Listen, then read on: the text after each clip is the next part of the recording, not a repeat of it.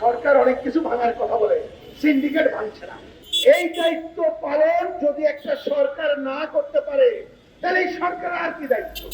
এই যে ধরেন দেশটার কথা বলছি, এত বড় বড় কথা বলি, নির্বাচনের কথা বলি, পার্লামেন্ট বলি, রাষ্ট্রপতি বলি, মন্ত্রী বলি, আমাদের পেছনে সচিবালয় আছেন, শফিক ভাই সচিবালয়ের বড় কর্মকর্তা ছিলেন। তাদের একটা প্রধান কাজ এই দেশের মানুষের অধিকার নিশ্চিত করা বা মানুষের বেঁচে থাকা নিশ্চিত করা। এইবার নিজের কাছে নিজে প্রশ্ন করি, যদি মানুষকে ভালোভাবে বেঁচে থাকতে হয় তাহলে অবশ্যই নিরাপদ খাদ্য গ্রহণের নিশ্চয়তা থাকতে হবে। নিরাপদ মানে খাদ্য, প্রাকৃতিক খাদ্য।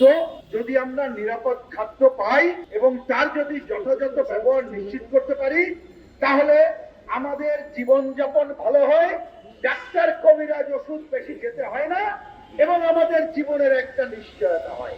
এই দায়িত্ব পালন যদি একটা সরকার না করতে পারে তাহলে এই সরকার আর কি দায়িত্ব? আমি তাই আজকে এই দিবসের প্রধান বক্তব্য বলতে চাই, সরকারের প্রতি আপনি জনস্বার্থে দায়িত্ব পালন করার কথা বললে প্রথম কাজ করেন নিরাপদ খাদ্য নিশ্চিত করেন। বাংলাদেশে খাদ্য উৎপাদনে কিন্তু ঘাটতি নাই, জানেন।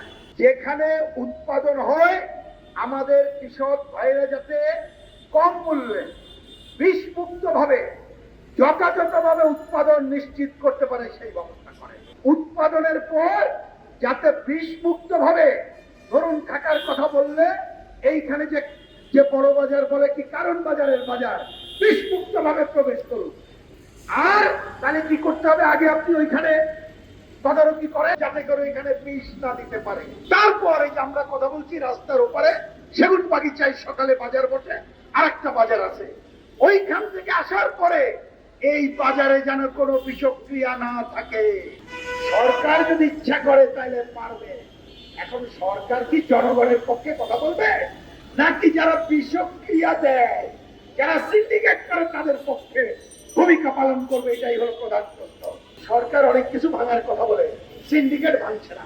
সুতরাং সিন্ডিকেট যদি না ভাঙে তারা কিন্তু ওই পেঁপে বিষ দিয়ে খাওয়াবে, তারা কয়রা থেকে তরমুজ ঠিক মতো আনতে দেবে না, আনলেও এইখানে ভোক্তারা যাতে ঠিক মতো দামে পায় সেই ব্যবস্থা করতে পারবে না। আমরা হাউতাস করে কি করব? আমরা তো ব্যবসায়ীদের সাথে মারামারি করতে চাই না।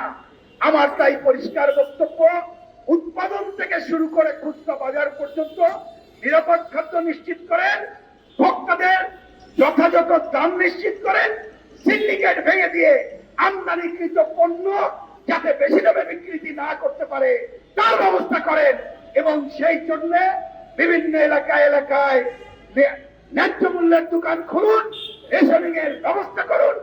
আর সবচেয়ে বড় কথা বলে শেষ করি, আমাদেরকে সবাইকে নিরাপদ পানি, খাবার পানির ব্যবস্থা করতে হবে বিনা টাকায়।